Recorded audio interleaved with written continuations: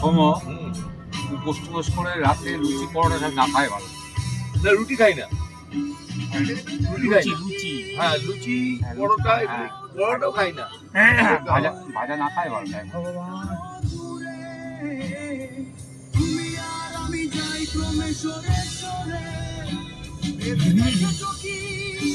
বেশিরভাগই ওই ইয়ে খাওয়া হয় আমার, উপমা, তারপর হচ্ছে তোমার ইয়ে, আর সুজি ফুজি বেশি খাওয়া হয়।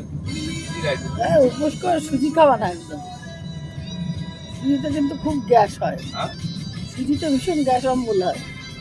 ওই একটা সাবজেক্ট হয় না আমার, হয় না? না।